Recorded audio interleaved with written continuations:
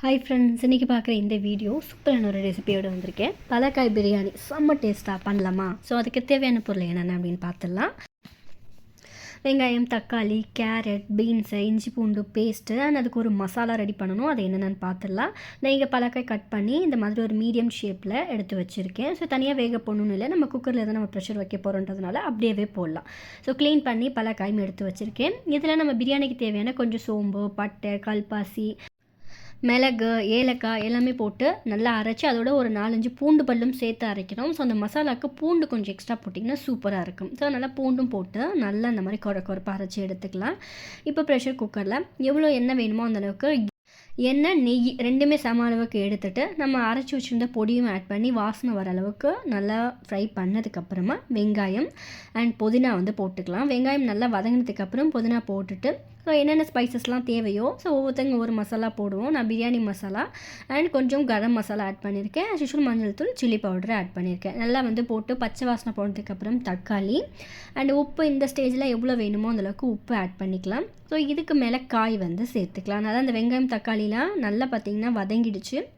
இந்த ஸ்டேஜில் நான் காய் ஆட் பண்ணிக்கிறேன். இதோட கட் பண்ணி வச்சுருந்தால் பலக்காயும் போட்டுக்கலாம். ஸோ இது வரைக்கும் நீங்கள் பலக்காயில் பிரியாணி பண்ணதில்லைன்னா கண்டிப்பாக ட்ரை பண்ணி பாருங்கள். குழம்பை விட நல்லாயிருக்கும். குழம்பு எனக்கு ரொம்ப பிடிக்கும். பட் என்னோடய ஃபேவரட் அப்படின்னா பிரியாணி சொல்லுவேன்.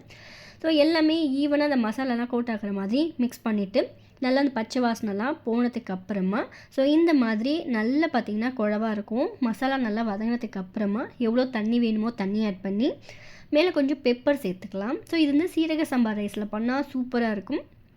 நான் நார்மல் ரைஸில் தான் பண்ணுறேன். மிளகும் சேர்த்துட்டு நல்லா கொதி வந்ததுக்கப்புறமா ரைஸ் ஆட் பண்ணி எவ்வளோ விசில் விடணுமோ விட்டு எடுத்தீங்க அப்படின்னா அவ்வளோ வாசனையாக செம்ம டேஸ்ட்டான பிரியாணி ரெடி ஆகிடுச்சு.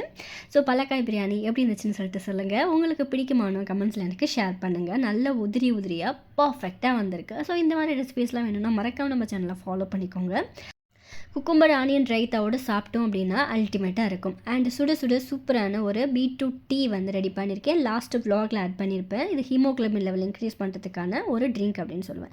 ஸோ இதை எப்படி ப்ரிப்பேர் பண்ணேன் அண்ட் இந்த வ்ளாகில் என்னென்னலாம் ஆட் பண்ணியிருக்கேன் அப்படின்னு சொல்லிட்டு லிங்க் கொடுத்துருக்கேன். அதை கிளிக் பண்ணிங்கன்னா உங்களுக்கு கிளியராக புரியும். ஏன்னா அதுலேயுமே பார்த்தீங்கன்னா பிரண்ட தொகையில் போட்டிருப்பேன். இந்த மாதிரி ரெசிபீஸ் குட்டி டிப்ஸ்லாம் அந்த வ்ளாகில் இருக்கும். ஸோ யாராவது பார்க்கல அப்படின்னா மிஸ் பண்ணாமல் அந்த வீடியோ செக் பண்ணி பாருங்கள். அந்த வீடியோக்கு கீழே நான் பின் பண்ணியிருக்கேன். ஸோ லாஸ்ட் போட்ட வீடியோவில் நிறைய பேர் எனக்கு பர்சனலாக மெயில் கமெண்ட்ஸ்லாம் பண்ணியிருந்தீங்க. இப்போ எப்படி இருக்கு, ஓகேவா, ஃபைனாக நல்லா இருக்கீங்களா அப்படின்னு சொல்லிட்டு. ஸோ உங்களுக்கு கேட்ட எல்லாருக்குமே ரொம்ப தேங்க்ஸ். நான் ரொம்ப நல்லா இருக்கேன்.